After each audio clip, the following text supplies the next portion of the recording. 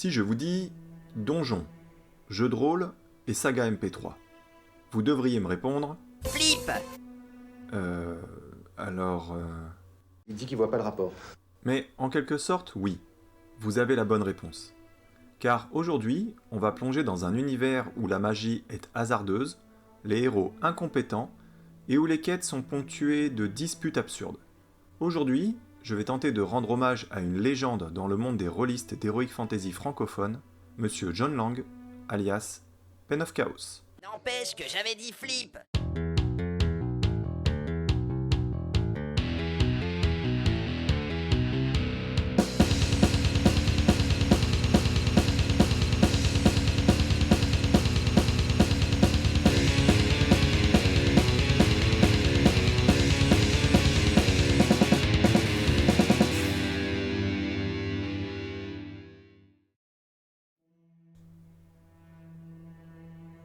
Remontons en 2001. T'avais 17 ans pis la vie c'était loin d'être Disneyland. À cette époque, pas de YouTube, pas de Spotify, juste des modems qui pouvaient encore faire...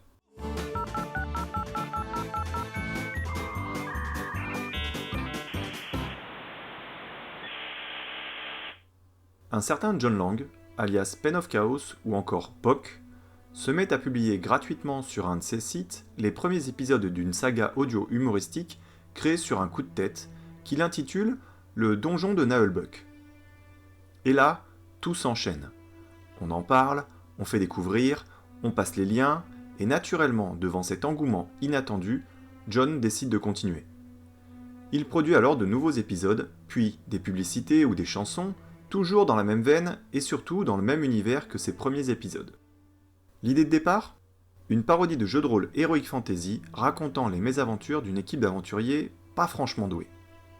Un ranger pleutre, une elfe fan de poney, un nain radin, une magicienne avec des difficultés de repérage dans l'espace, un barbare par définition bourrin, un voleur incompétent, et un ogre, disons, limité.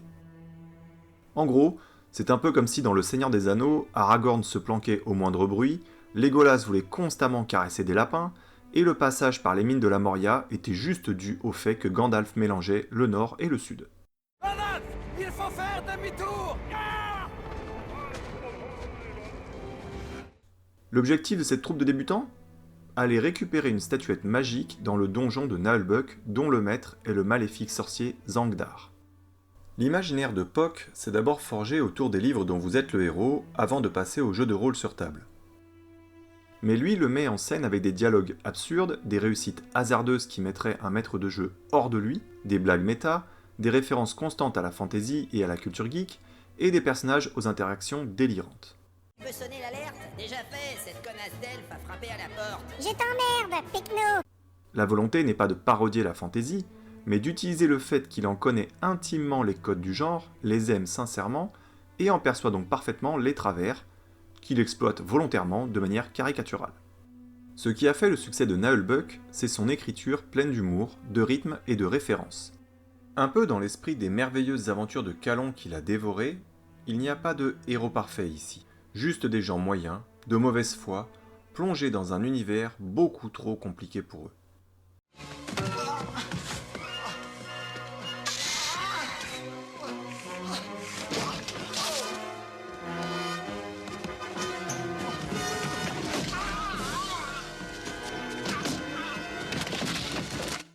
Parmi les sources d'inspiration qui reviennent le plus souvent, il y a l'humoriste québécois François Pérusse. Tiens, faudra que je vous en parle un de ces quatre. Mais là où notre cousin d'outre-Atlantique nous fait rire d'un quotidien absurde, John Lang, lui, puise dans des années d'expérience du jeu de rôle et pas mal de lectures dans le style médiéval fantastique. Rapidement, le site attire de plus en plus de nouveaux fans, des rôlistes, mais aussi des étrangers aux œuvres de Terry Pratchett ou aux boutiques de Games Workshop. On y trouve alors tous les épisodes de la saga audio originale, des illustrations comme des cartes du monde de la Terre de Fang, principal décor de Naheulbeuk, permettant également d'alimenter un peu plus l'encyclopédie fangienne. Nous sommes au sud-ouest, donc il faut monter vers le nord-est. D'accord. Hé, mais hier, t'as dit qu'on était au sud-est. Oui, c'est vrai. Ah bon? Ouais, je me rappelle bien. Ouais. Ah oui, c'est possible. Je confonds tout le temps les directions. Quoi? Des livres aventures, des bonus, des publicités, des chansons, et même un jeu de rôle complet créé par John Lang lui-même, toujours dans le même univers. Car oui, on peut littéralement jouer à Nullbuck, faire un jet de dés pour ouvrir une porte, et se la prendre en pleine gueule à cause d'un échec critique. Faire un jeu de rôle à partir d'une saga elle-même inspirée des jeux de rôle, c'est fort. John Lang a pu faire part assez rapidement après le début de la diffusion des premiers épisodes de sa lassitude, pour être poli, face aux éternels insatisfaits qui se plaignaient de ne pas voir les épisodes sortir assez vite, de ne pas être assez longs, ou qui souhaitaient entendre autre chose que ce que l'auteur leur proposait. Comme il le rappelait alors poliment, mais si justement, on en a gros. il travaillait alors seul tout en ayant une vie à côté. Ce qui d'ailleurs est toujours le cas. Donc seul pour faire l'écriture des textes, la plupart des voix, la musique, l'enregistrement, le mixage, les bruitages, l'entretien du site, etc. Et puis, au-delà des attentes et envies du public, il ne faut pas oublier que le plus important, c'est ce que l'auteur a envie de faire. De plus, beaucoup semblaient oublier alors ce qui est encore aujourd'hui un élément extrêmement important de l'histoire du donjon Nullbuck. Tout ce qui est dématérialisé est gratuit. Ça tombe bien, j'ai pas un rond. Et ça, à l'heure où tout le monde essaie de se faire du pognon avec n'importe quoi, ben, c'est presque héroïque.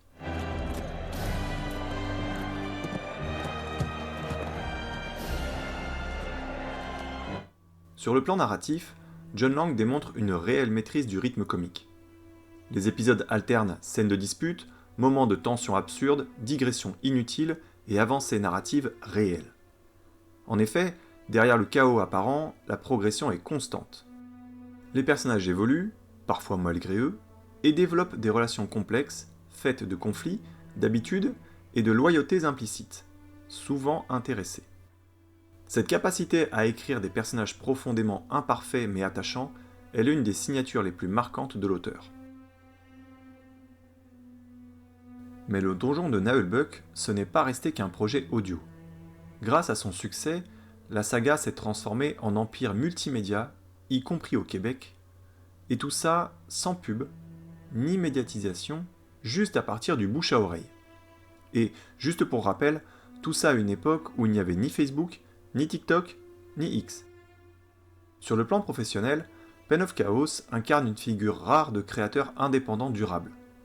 Il a su développer son univers sans le dénaturer, tout en acceptant occasionnellement des collaborations, des adaptations et des expansions commerciales.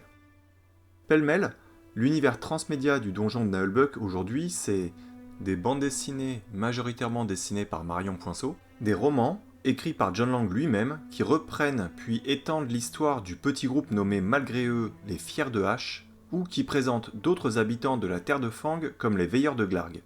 Des livres-jeux, les chansons du Nullband, des goodies à imprimer en 3D, une encyclopédie qui ne fait que grossir, illustrée par Guillaume Albin, et qui s'est par exemple vu enrichir en début d'année par un dictionnaire permettant de comprendre et de parler le langage des ogres.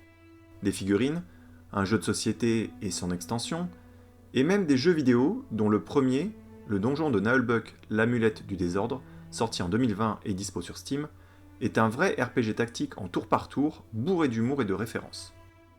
Chaque nouvelle incarnation de Nullbuck reste fidèle à l'esprit originel. Cette constance repose sur une vision claire de l'œuvre de Pock et une implication personnelle forte dans les projets auxquels il participe. C'est afin de conserver cette cohérence de l'univers de la Terre de Fang qu'il refuse que son œuvre soit exploitée ou reprise par d'autres de manière autonome. Au-delà de l'écriture et des voix de ses épisodes audio, John Lang se distingue par ses compétences de compositeur et de musicien. La musique de Nullbuck n'est pas un simple habillage sonore, elle participe pleinement à l'identité de l'œuvre.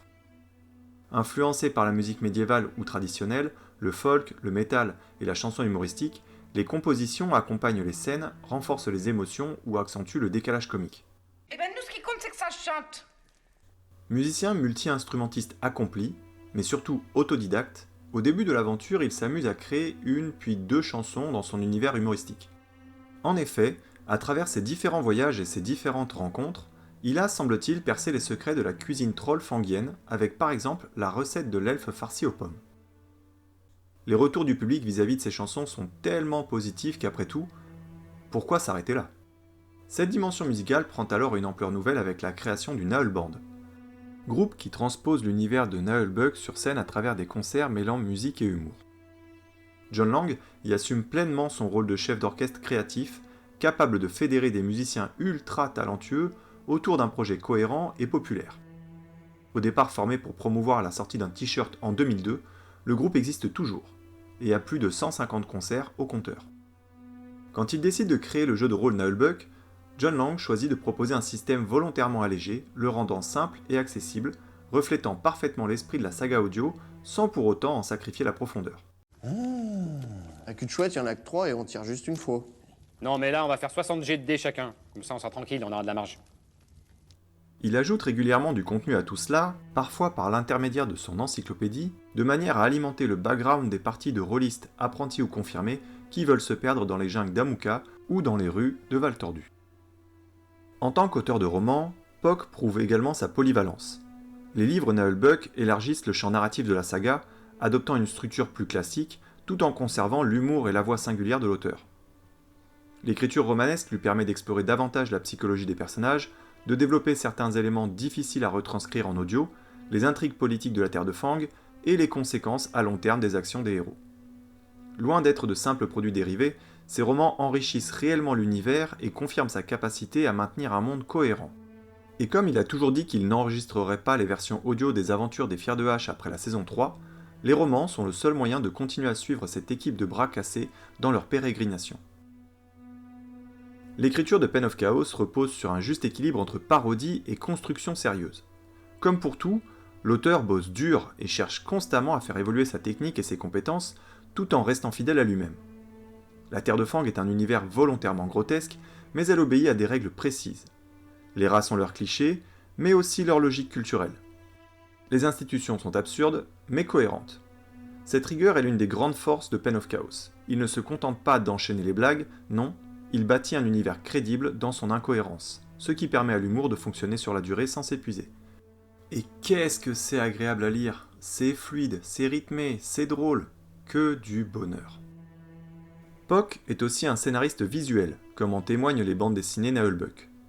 En collaborant avec des illustrateurs, il adapte son écriture à un nouveau média où le rythme, le découpage et le gag visuel prêtent une importance particulière. Là où il fait fort, c'est que chaque support raconte une histoire à sa manière, sans se contenter de répéter le même contenu. En effet, la suite des aventures de nos aventuriers en BD n'est pas la même que celle décrite dans les romans. À croire que l'auteur n'est pas tout seul dans sa tête. Rassure-moi, t'es pas en train de te dégonfler là? Il est où l'autre? Oh! Navré de sur tard, alors qu'est-ce que j'ai raté? Il a plus de cordes à son arc qu'un ménestrel a de cordes à sa harpe. Et encore. Il refuse des projets pour, comme il le dit, privilégier le qualitatif au quantitatif. Mais il trouve toujours un peu de temps pour répondre à des invitations pour des interviews ou de petits caméos. Juste une petite furie légendaire. Tu n'es pas prêt, retourne d'où tu viens. Quoi? Ce qui fait la force du donjon Naëlbug, c'est son ton unique. Est-ce que notre ami l'abruti aurait une idée? Il dit qu'il va en profiter pour manger son orque. C'est ça, il n'a qu'à faire son pique-nique pendant qu'on se casse le cul à trouver des solutions. Loin des sagas héroïques à la Tolkien, Naëlbug célèbre l'imperfection. C'est un monde où les héros sont feignants, les monstres sont idiots, et où la quête principale n'est pas forcément choisie et sert souvent de prétexte à des disputes absurdes. Et notons que malgré cette expansion, cette diversité des supports, l'esprit du début est resté intact. De l'humour absurde, de la dérision, et beaucoup d'amour pour la fantaisie. Alors, pourquoi ça me détend? Tout simplement parce que ça me fait marrer. Ça tombe bien, c'était l'objectif de départ.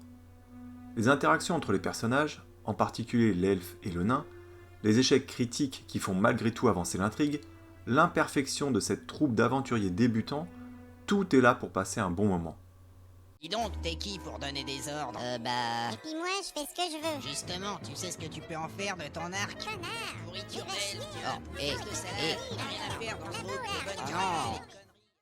En plus, les épisodes sont relativement courts. C'est toujours ça de prix entre 2 changements de feuilles de la petite dernière qui fait du coloriage. Étant un lecteur assidu, j'ai adoré voir la Terre de Fang se dévoiler à travers les romans et les BD. Et, grand amateur de livres dont vous êtes le héros, pouvoir retrouver ce plaisir avec de l'humour et dans l'univers de Puck pendant quelques chapitres, ou plus si on me laisse tranquille, est génial. Et même si cela demande un peu plus de temps et d'être entouré, le jeu de société est franchement sympa. Mais tout comme pour le jeu de rôle, la complexité c'est de trouver des personnes qui connaissent l'univers. Faudrait peut-être que je songe à changer de cercle d'amis. Pense. Pen of Chaos a aussi été un précurseur car par la suite, dans les années 2000, il y a eu une déferlante de sagas MP3 plus ou moins réussies, que j'ai également suivies, parmi lesquelles je citerai Reflet d'Acide, la 3ème Légion, ou encore Les Aventuriers du Survivor de Knarf, qui interprète aussi le nain dans le Naël-Band, et où John Lang a apporté sa voix sur quelques épisodes. À une époque où le jeu de rôle souffrait encore de clichés négatifs, Naël-Buck a montré qu'il pouvait être drôle, populaire et accessible sans perdre de sa richesse. De nombreux rôlistes actuels citent l'univers de Puck comme leur porte d'entrée dans le hobby. Et donc là j'ai fini la feuille de perso de mon mage, alors concernant l'inventaire...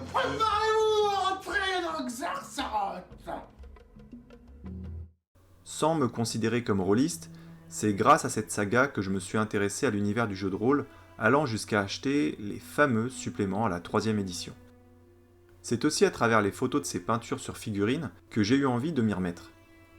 Ah oui, j'en ai pas parlé de ça. Quoi je vous ai pas raconté ça? John Lang fait vraiment trop de trucs, je m'y perds. À défaut de ressortir mes figurines à peindre du Seigneur des Anneaux, je me suis amusé à peindre les quelques éléments imprimables en 3D qu'il nous a partagés. Enfin, quand le temps me le permet, un petit jeu du donjon Naël-Buck sur PC, c'est toujours sympa pour découvrir que même quand c'est moi qui tente d'écrire le scénario, ça finit par des embrouilles. Humainement, John Lang est décrit comme un créateur accessible, sans prétention. Un mec simple, quoi. Profondément attaché à sa communauté. C'est un fait que je peux même personnellement confirmer car il a trouvé le temps de répondre aux mails que je lui avais envoyés pour l'informer de l'écriture de cet épisode. Il est peu présent sur les réseaux sociaux mais publie des news de temps en temps sur son site ou à travers ses vidéos sur sa page YouTube. Cette distance vis-à-vis des plateformes actuelles de communication, il l'explique ainsi. Il faudrait tous les faire, mais ce n'est pas mon truc. Passer trop de temps à s'expliquer ou à répondre à des questions, c'est antiproductif pour moi. J'ai choisi d'aller à la rencontre des gens, je suis bien content quand ils viennent aussi à moi. Comme je l'ai déjà dit pour d'autres artistes dont j'ai déjà parlé sur cette chaîne, j'adorerais pouvoir partager quelques heures autour d'une table avec une telle personnalité, afin de pouvoir écouter la façon dont elle pense, dont elle travaille, dont elle a galéré, mais surtout entendre sa passion pour ce qu'elle fait. En résumé, le donjon de Naël-Buck, c'est une aventure née sur internet il y a 25 ans, faite de passion, d'humour et de dés à 10 faces. Et dire que tout est parti d'un test de technique audio. C'est un univers devenu culte, qui a su rassembler toute une génération de geeks, de rôlistes et de curieux autour d'une simple idée. Rire ensemble des clichés de la fantasy.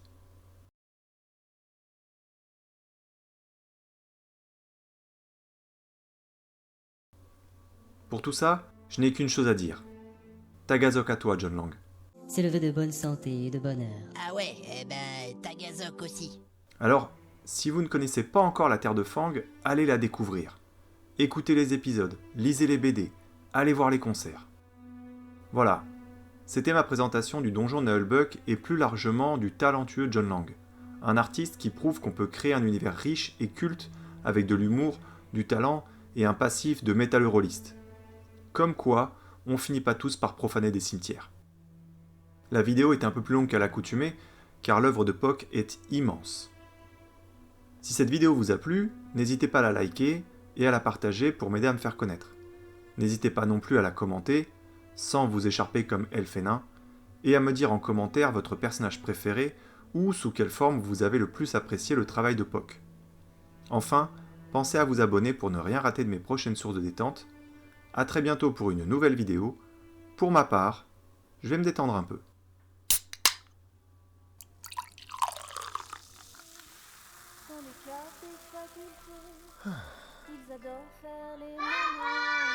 Et merde.